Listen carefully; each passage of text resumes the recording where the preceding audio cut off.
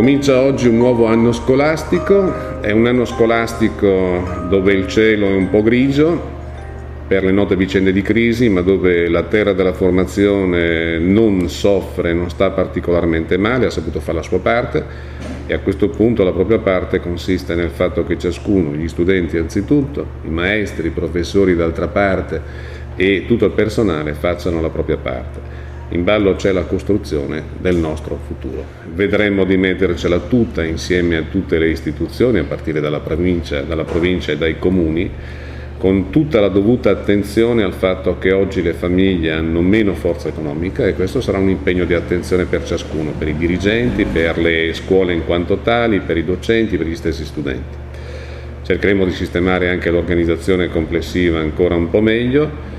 Ciò che più conta però naturalmente, ed è questo l'augurio fondamentale, è che ciascuno ce la metta fino in fondo e che lo sforzo, la fatica e l'entusiasmo per lo studio siano davvero la sfida di ciascuno per consentire di andare oltre quello che noi riusciremo a consegnare alle nuove generazioni delle nostre comunità. Buon anno.